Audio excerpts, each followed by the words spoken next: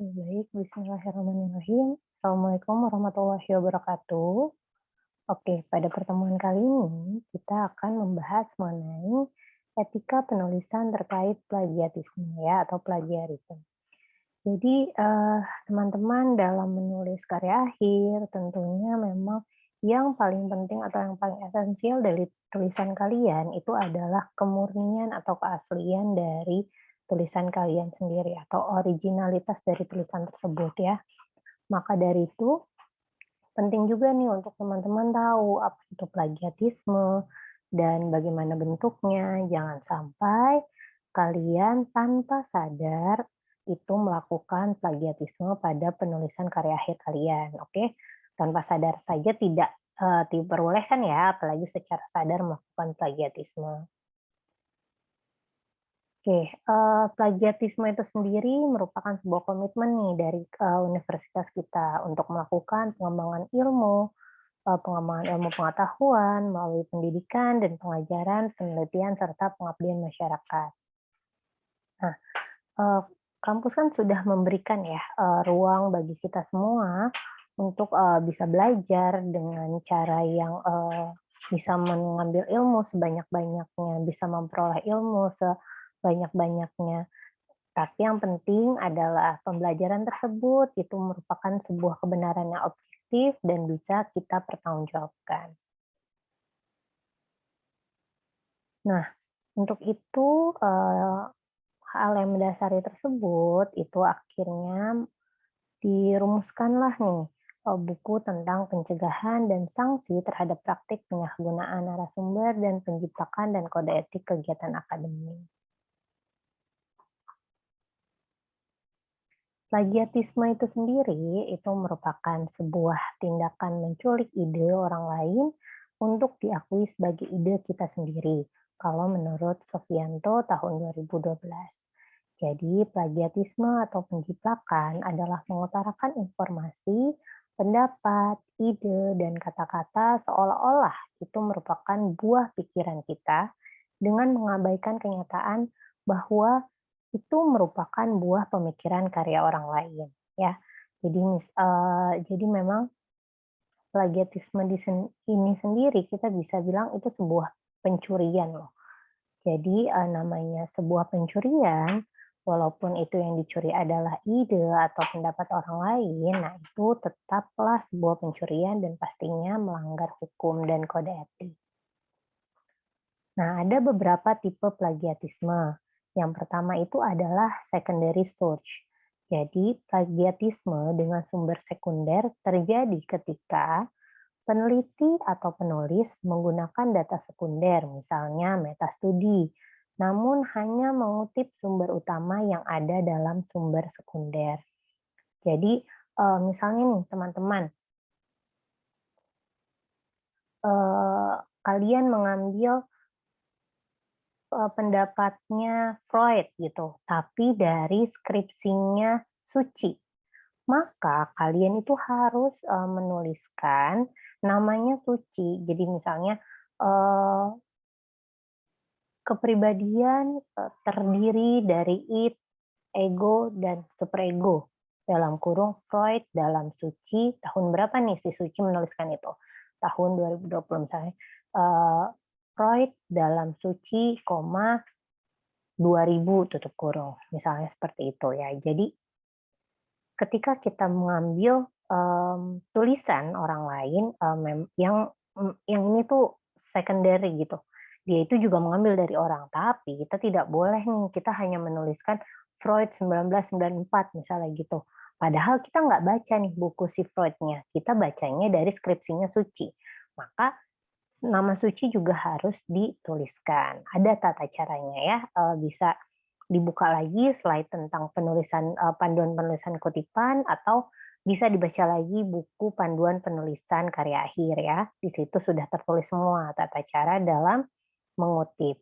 Nah, karena kalau misalnya kalian salah cara pengutipannya, maka nanti bisa kalian kena plagiatisme nih, namanya secondary source plagiatisme. Oke, tipe kedua nih. Tipe kedua itu adalah sumber yang tidak valid. Maksudnya apa? Jadi sumber yang tidak valid ini terjadi ketika referensi penulis tidak benar atau tidak ada. Jadi kalian mengada-ada karena harus ketika kita membuat teori apa menuliskan bab 2 misalnya itu kan harus berdasarkan sumber yang valid. Tapi kalian nggak nemu, "Oh, ya udah deh bikin aja, kata-kata sendiri terus nanti sumbernya, misalnya dari sini," gitu. Nah, itu artinya, sumbernya tidak valid ya karena dibuat-buat. Nah, itu juga tergolong dalam plagiatisme. Yang ketiga itu duplikasi. Nah, duplikasi ini terjadi ketika peneliti menggunakan kembali referensi dari studi atau penelitian terdahulu tanpa adanya acuan atau rujukan studi tersebut. Ya, ini benar-benar mengambil gitu ya, mengambil, suatu paragraf, ambil di, penelitian orang, terus pindahin ke sini. Jadi kayak copy paste aja nih. Nah, itu juga tidak boleh. Lalu tipe yang keempat itu adalah paraphrasing. Nah, parafrase atau paraphrasing adalah memasukkan ide-ide atau informasi dari sumber asli dalam makalah penelitian dengan menyusun ulang ide-ide atau informasi tersebut dengan kata-kata peneliti sendiri. Nah, kalau misalnya kita memparafrase penelitian sebelumnya, ya tetap harus menuliskan sumbernya. Misalnya ada satu paragraf yang itu sebenarnya kita memparafrase dari paragraf penelitian orang lain. Nah, maka kita harus tuliskan nih sumbernya. Kalau misalnya kita mendapatkan data ini dari mana, dari skripsi siapa, dari jurnalnya siapa. Nah, itu harus dituliskan. Kalau kalian baca terus kalian, "Ah, biar nggak ketahuan banget nih copy paste-nya diparafrase dulu deh," tapi tanpa menuliskan sumbernya. Nah, itu termasuk ke dalam plagiatisme walaupun sudah diparafrase ya. Jadi tetap tergolong plagiatisme. Yang tipe yang kelima itu adalah repetitive research. Hal ini merupakan penyerahan paper atau tulisan pada beberapa publikasi, sehingga menghasilkan satu manuskrip yang diterbitkan pada beberapa publikasi. Nah, ingat, ketika kalian nantinya mungkin skripsi kalian, saya pengen menjadikan jurnal nih, mau diterbitkan. Boleh sebenarnya, tapi kalian harus eee, perhatikan tulisan ulang, misalnya judulnya kah, dirubah atau isinya pun kan beda ya, skripsi dan jurnal gitu. Tapi memang sebaiknya, tidak diterbitkan bersamaan gitu. Jadi kalau sudah makanya nih kampus kita juga sekarang punya kebijakan kan, ketika kalian, kan kalau kita mengumpulkan skripsi itu ada syaratnya dari Dikti untuk juga mengumpulkan, karya tulis ya berupa jurnal yang sudah diterbitkan.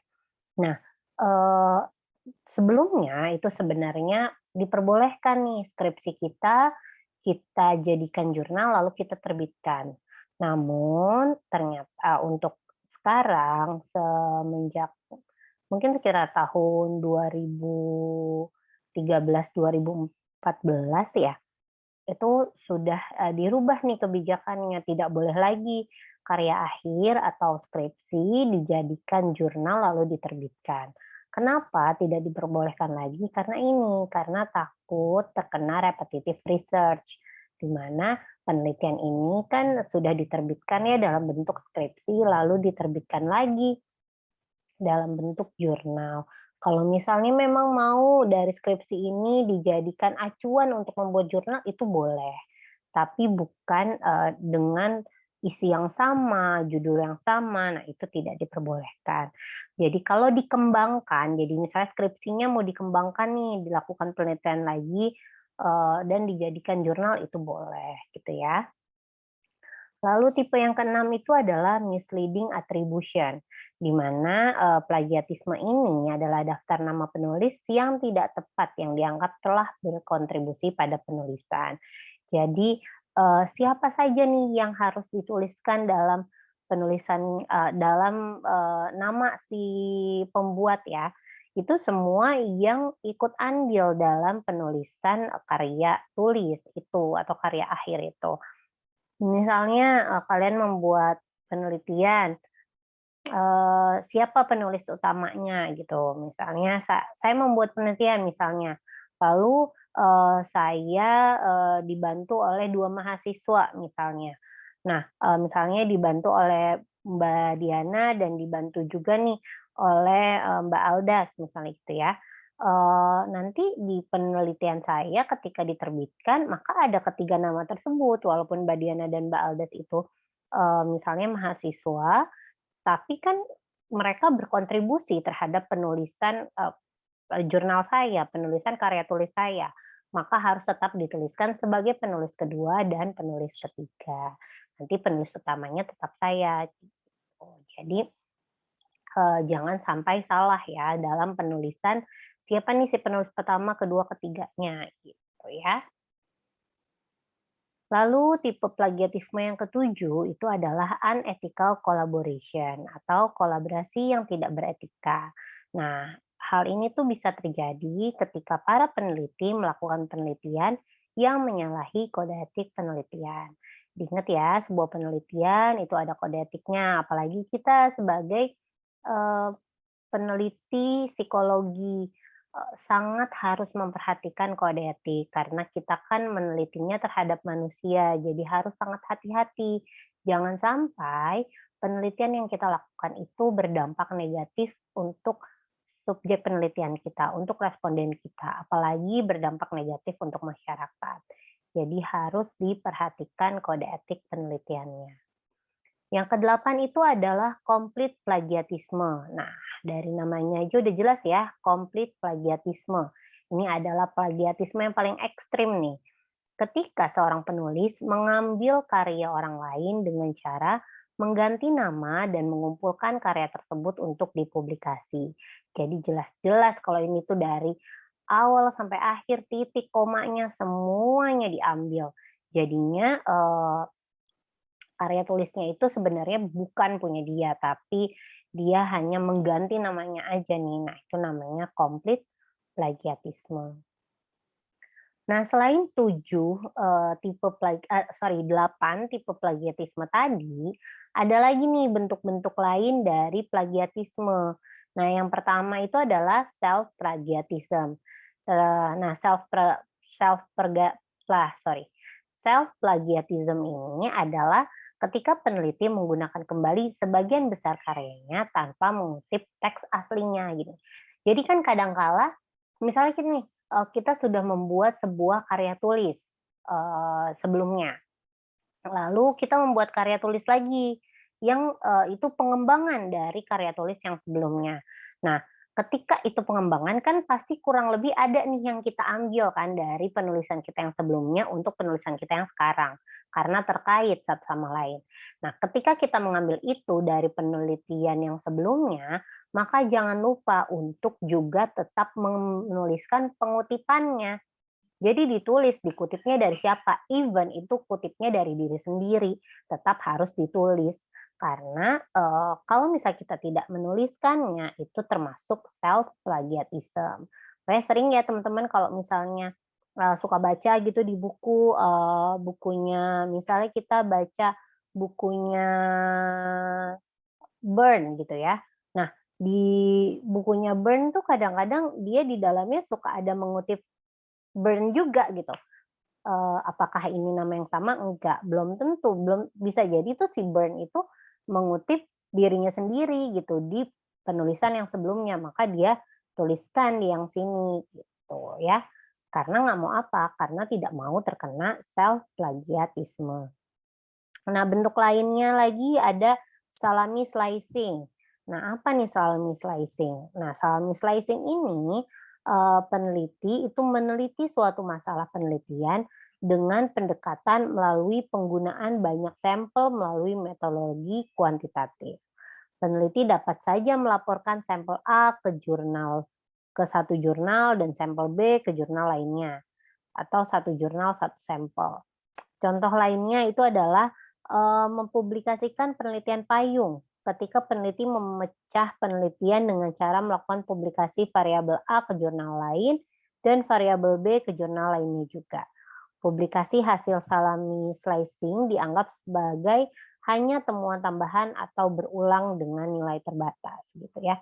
Jadi memang kadang-kadang kan kita, meneliti nih, penelitian kuantitatif gitu, kita ambil data, mau melihat hubungan antara misalnya hubungan antara kontrol diri dan, intensitas pertengkaran misalnya itu ya, kita mau melihat itu. Terus kita sebar nih kuesionernya, ada 2 kan berarti alat ukurnya, ada alat ukur kontrol diri dan ada alat ukur pertengkaran.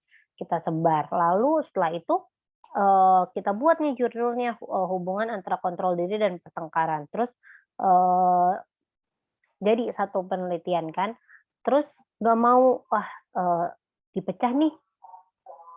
Satu, kita bikin penelitian gambaran kontrol diri pasangan muda di Jakarta misalnya. Terus yang kedua tadi gambaran intensitas pertengkaran pasangan muda di Jakarta.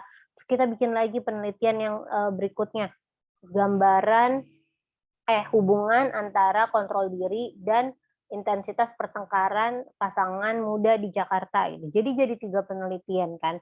Nah itu sebenarnya tidak, itu termasuk bentuk lain dari plagiatisme gitu, di mana sebenarnya kan yang tadi ya, ini kan hanya data pendukung aja gitu dan, tidak layak untuk dijadikan sebuah penelitian lain, tapi untuk tambahan yang temuan tambahan tuh nggak apa-apa gitu. Atau misalnya kita mendapat temuan-temuan tertentu, ya itu harus dituliskan di saran temuan-temuannya. Nah, nanti kalau misalnya memang itu menurut kita, "Wah ini penting nih untuk diteliti lagi," teliti lagi gitu. Jangan data yang itu dijadikan, ditulis lagi gitu, dijadikan penelitian lain, enggak. Tapi misalnya kita dapat ada temuan, ya teliti lebih mendalam lagi temuannya gitu ya. Lalu ada juga namanya data augmentation, di mana peneliti sudah menerbitkan hasil penelitiannya, namun kemudian ada sejumlah data yang baru masuk atau menyusul. Jika peneliti menggunakan data susulan ini dan menerbitkan artikel baru dan kemungkinan besar akan mendukung temuan sebelumnya, maka peneliti tersebut dianggap melakukan tindak self-plagiatisme. Pembaca akan merasa tertipu karena menganggap artikel baru ini berasal dari sampel data yang terpisah dan berbeda. Padahal sebenarnya sama, hanya data tersebut masuk belakangan atau terlambat. Jadi makanya ketika kita mengumpulkan sebuah penelitian, diolah dulu secara benar, diolah dulu secara lengkap, baru setelah itu kita buat tulisannya dan diterbitkan. Jangan sampai ada yang seperti ini ya, data-data yang terpisah atau data-data yang menyusul. Lalu ada, yang terakhir, itu ada plagiatisme visual atau mengambil atau menggunakan visual yang ada dan mengakuinya sebagai milik sendiri tanpa persetujuan atau kredit kepada sumber. Menduplikasi atau meminjam visual yang ada tanpa atau dengan perubahan kecil. Jadi misalnya kita mengambil grafik, mengambil tabel gitu ya. Tabel kita dapat dari, buku, kita dapat dari buku nih misalnya. Nah, kita harus tuliskan di bawahnya, bukunya, sumbernya dari mana. Atau kita dapat grafik, kita harus tuliskan kita dapat grafik itu dari mana. Kita masukkan, sebuah foto untuk visualisasi di karya tulis kita tuliskan juga di bawahnya sumbernya dari mana ya. Karena kalau tidak dituliskan, dan itu sebenarnya kita mengambil dari karya orang lain, itu juga termasuk sebuah plagiatisme. Nah, berdasarkan pasal 6 Peraturan Menteri Pendidikan Nasional Republik Indonesia Nomor 17 Tahun 2010 tentang pencegahan dan penanggulangan plagiat di perguruan tinggi. Pimpinan universitas mengawasi pelaksanaan kode etik mahasiswa atau dosen atau peneliti atau tenaga kependidikan yang ditetapkan oleh Senat Universitas yang sejenis, antara lain berisi kaidah pencegahan dan penanggulangan plagiat ya. Jadi plagiatisme ini sudah tadi ya kan saya sudah mention sebelumnya. Ini kan pencurian, artinya ini melanggar hukum dan memang sudah ada peraturan, menterinya nih soal plagiatisme itu sendiri. Jadi ketika kalian melakukan plagiatisme itu bisa dituntut gitu ya. Jadi hati-hati. Nah, di pasal 7 pada peraturan yang sama, setiap karya ilmiah yang dihasilkan di universitas harus dilampirkan pernyataan yang ditandatangani oleh penyusunnya bahwa karya ilmiah tersebut bebas plagiat. Apabila di kemudian hari terbukti terdapat plagiat dalam karya ilmiah tersebut, maka penyusunnya bersedia menerima sanksi sesuai ketentuan peraturan perundang-undangan. Ada ya di, skripsi kita halaman halaman kalau misalnya kalian itu menyatakan, tidak melakukan plagiatisme. Nah ini sanksi plagiatisme ya. Berdasarkan Undang-Undang Nomor 20 Tahun 2003 mengatur sanksi bagi orang yang melakukan plagiat, khususnya terjadi di lingkungan akademik. Sanksi tersebut adalah sebagai berikut. Ini pasal 70 ya. Lulusan yang karya ilmiah yang digunakannya untuk mendapatkan gelar akademik, profesi atau vokasi sebagaimana dimaksud dalam pasal 25 ayat 2 terbukti merupakan jiplakan dipidana dengan pidana penjara paling lama 2 tahun dan atau pidana denda paling banyak 200 juta rupiah. Gitu. Banyak lama ya dan juga banyak sekali nih sanksinya. Jadi kalian harus pikir 1000 kali ketika mau melakukan plagiatisme, dan kalau ketahuan, nah bisa didenda segini banyak nih, sayang banget kan. Jadi lebih baik melakukan dengan jujur, apa adanya, dan juga jangan lupa tuh melakukan pengutipan-pengutipan yang tepat supaya, penelitian kalian tidak dianggap plagiatisme. Ini juga ada sanksi berdasarkan pasal 12 Peraturan Menteri Pendidikan Nasional Republik Indonesia Nomor 17 Tahun 2010 tentang pencegahan dan penanggulangan plagiat di perguruan tinggi. Sanksi bagi mahasiswa yang terbukti melakukan plagiat secara berurutan dari yang paling ringan sampai dengan yang paling berat terdiri atas teguran, peringatan tulisan, penundaan pemberian sebagian hak mahasiswa, pembatasan nilai satu atau beberapa mata kuliah yang diperoleh mahasiswa, pemberhentian dengan hormat dari status sebagai mahasiswa, pemberhentian tidak dengan hormat dari status sebagai mahasiswa, pembatalan ijazah apabila mahasiswa telah lulus dari suatu program. Oke. Nah, itu tadi tentang plagiatisme. Semoga kalian bisa memahami ya makna plagiatisme dan kenapa sih kita tidak boleh melakukan plagiatisme dan apa-apa saja sih jenis-jenis plagiatisme, sehingga nanti karya akhir yang kalian buat itu bebas dari plagiatisme. Nah, nanti kan kalian juga akan, mengecek Turnitinnya ya. Nah, di Turnitin di perpustakaan itu juga nanti tercek nih, apakah tulisan kalian mengandung plagiatisme atau enggak. Jadi, kalau misalnya tidak lolos Turnitin, maka tidak bisa disidangkan, karya akhirnya. Jadi kalian harus tulis ulang, bisa lolos Turnitin dan nanti baru disidangkan. Oke, baik itu saja untuk pertemuan kali ini. Nanti untuk jika teman-teman punya pertanyaan terkait materi hari ini bisa ditanyakan melalui grup WhatsApp kelompok kita, nanti akan saya jawab di, grup WhatsApp tersebut. Oke, jangan lupa minggu depan pengumpulan UAS-nya dikumpulkan dari bab 1 sampai bab 5 dan juga sampai kelengkapan-kelengkapannya. Jadi semuanya ya sudah lengkap dari cover sampai lampiran. Oke, itu saja dari saya. Terima kasih. Wassalamualaikum warahmatullahi wabarakatuh.